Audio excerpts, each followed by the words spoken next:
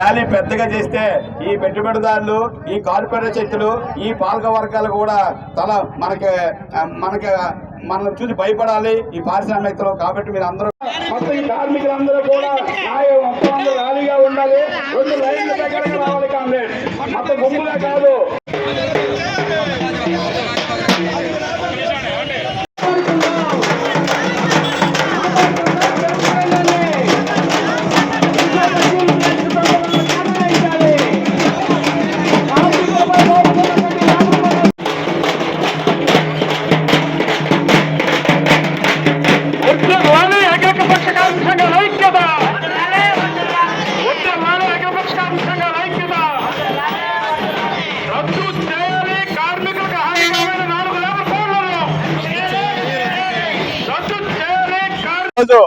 దేశవ్యాప్తంగా అఖిల భారత సమ్మె జరుగుతుంది.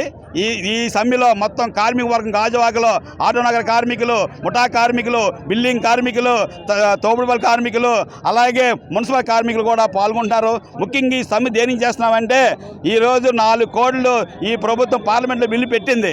ఆ బిల్లు వ్యతిరేకంగా ఈ 450 కోట్లు అమలుకు వస్తే కట్టు బానిసలుగా కార్మిక వర్గం ఉంటుంది. ఏదైతే బానిస సమాజం ఉందో అలాగా ఆ బానిస సమాజంలోకి ఈ భారతదేశం నెట్టబడుతుంది.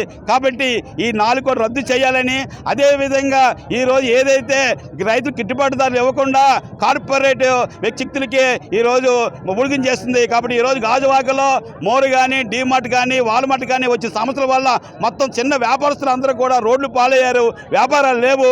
అంటే ఈ బీజేపీ ప్రభుత్వం పెట్టుబడిదారులకు, కార్పొరేట్ శక్తులకి ఉడికించేస్తుంది. కానీ కార్మిక వర్గాన్ని, పేద మధ్యతరగతి చిన్న వ్యాపారస్తులని ఈరోజు పక్క తోసేస్తుంది. కాబట్టి మొత్తం కార్మిక వర్గం అంతా కూడా ఈ 4 కోట్లు రద్దు చేసే వరకు పోరాటం చేస్తామని ఈ సందర్భంగా తెలియజేస్తున్నాం.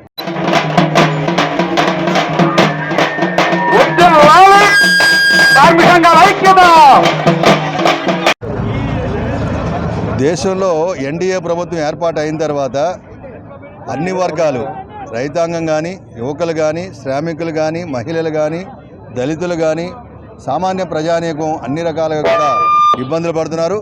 అందులో ప్రధానంగా దేశం కోసం త్యాగం చేసి దేశం కోసం శ్రమించేటువంటి కార్మిక వర్గాన్ని పూర్తిగా తుదముట్టించాలని చెప్పి ధ్యేయంతో ఈ ప్రభుత్వం పనిచేస్తుంది. ఈరోజు దేశంలో ఏదైనా ఎవరైనా ఆర్థిక ప్రగతి కారకులు ఎవరైనా అంటే అది కార్మిక వర్గమే.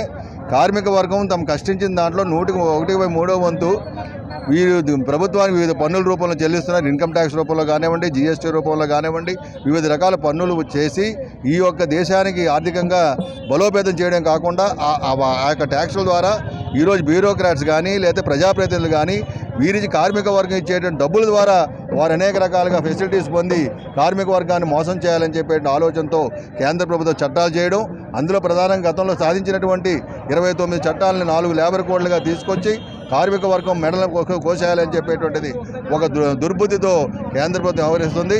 దాన్ని రద్దు చేయాలని, అలాగే నిరుద్యోగ యువతకు ఉపాధి కల్పించాలని, ఈ సమాజంలో ఏదైతే రాజ్యాంగబద్ధంగా వచ్చిన హక్కులు ఉన్నటువంటి దళితులకు కానివ్వండి, ఏ స్టీల్ ప్లాంట్ కానీ ఇతర ప్రభుత్వ రంగ సంస్థల కోసం భూములు త్యాగం చేసి ఇల్లు త్యాగం చేసి నిర్వాహకులకి ఉపాధి కల్పించాలని కానివ్వండి, లేదా దేశంలో ఉన్నటువంటి అనేక మంది ప్రజానీకానికి ఒక బయట ఏదో కార్పొరేట్ శక్తులకు ఉడిగిం చేసే విధంగా కాకుండా వీరందరికీ కూడా సామాజిక న్యాయం చేపట్టాలని కార్మిక సంఘాలు ప్రయత్నం చేస్తున్నాయి. అంతేకాకుండా ఒక కాంట్రాక్ట్ కార్మికులందరికీ కూడా సమాన పని ఇవ్వాలని, ఎలాగ ముఠా వర్కర్లు కానీ, ఆశా వర్కర్లు కానివ్వండి, ఈ అనేక రకాలుగా అసంఘటిత రంగంలో పనిచేస్తున్న అందరూ కూడా ఒక సమగ్రమైన చట్టం తీసుకురావాలని, సరైనటువంటి జీతభత్యాలు ఇవ్వాలని, వారికి రక్షణ కల్పించాలని చెప్పేటువంటిది ప్రయత్నం చేస్తూ భాగంలో ఈరోజు దేశవ్యాప్తంగా ఉద్యమాలు సాగుతున్నాయి. ఆ ఉద్యమాల్లో పారిశ్రామిక ప్రాంతంలో కూడా కార్యక్రమాలు చేపట్టడం, అలాగే విశాఖపట్నం స్టీల్ ప్లాంట్ లాంటి సంస్థలు ప్రైవేట్ పరం చేయరాదని, ఉన్నటువంటి కార్మిక వర్గం మీద జరుగుతున్న వేటిని ఈ యొక్క ఈఆర్ఎస్లు కానివ్వండి లేదా వారి మీద వేదికలను తగ్గించాలని ఇదే రూపంలో ఎవరైతే తొలగించిన కాంట్రాక్ట్ కార్మికులు తీసుకోవాలని, కొంతమంది బ్లాక్ చేశారు ఆధార్ కార్డులన్నీ కూడా ఇది వేరే విద్రోహ శక్తులు కాదు, విధ్వంసకారు కాదు. అటువంటి వారిని మోసం చేపట్టాలని చెప్పేటువంటి ధ్యేయంతో పనిచేయడం కాదు, వారందరినీ కూడా విధుల్లో తీసుకోవాలని, నిర్వాహకులందరికీ ఉపాధి కల్పించాలని డిమాండ్తో ఈ కార్యక్రమాలు సాగుతున్నాయి. ప్రజలు కూడా చైతన్యంతో ముందుకు వచ్చి సహకరించాలని, ఈ దేశం కోసం శ్రమిస్తున్నటువంటి ఐఎన్టీసీ కానీ, సీటు కానీ, ఏఐటీసీ కానీ, ఇతర కార్మిక సంఘాలన్నీ కూడా సమిష్టిగా చేస్తున్న కార్యక్రమాల్లో దానికి ప్రతి ఒక్కరూ కూడా మరి సంపూర్ణ సహకారం అందించాలని చెప్పి సందర్భంగా కోరుకుంటున్నాను. 50 ఏళ్ల క్రితం 8 గంటల పని దినాన్ని చట్టంగా సాధించుకుంది కార్మిక వర్గం. 100 ఏళ్ల క్రితం సంఘం పెట్టుకునేటువంటి హక్కు సాధించుకుంది. అలాగే బేరసారాల హక్కు, సమ్మె చేసే హక్కు, కనీస వేతన హక్కు, ఇవన్నీ కూడా 42 చట్టాల రూపంలో కార్మికులకు ఉంటే వీటన్నిటినీ తుంగలోకి తొక్కి కేంద్ర ప్రభుత్వం వేజ్ కోడ్ అని, ఇండస్ట్రీస్ కోడ్ అని, సేఫ్టీ కోడ్ అని, సోషల్ సెక్యూరిటీ కోడ్ అని 4 కోడ్లు తేవటం ద్వారా ఈ చట్టాలన్నిటినీ మార్చేసింది. ఈవేళ దేశవ్యాప్తంగా 30 కోట్ల మంది కార్మికులు సమ్మె చేస్తూ ఉన్నారు. ఈ సమ్మెలో ప్రధానమైంది ప్రభుత్వ రంగ సంస్థల పెట్టుబడులని ఉపసంహరించడం లేదా అమ్మటం ఆపాలని, 4 లేబర్ కోడ్లు రద్దు చేయాలని, స్కీమ్ వర్కర్లని పర్మనెంట్ కార్మికులుగా గుర్తించాలని, ముఠా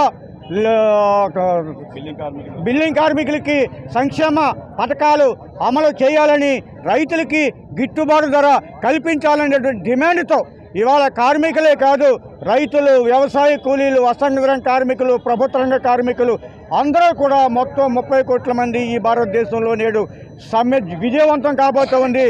ఇది మోడీకి ఒక హెచ్చరిక. ఈ రోజు సమ్మె చూసైనా సరే మీరు ఆ 4 లేబర్ కోడ్ని వెనక్కి తీసుకోవాల్సిందిగా డిమాండ్ చేస్తూ ఉన్నాం.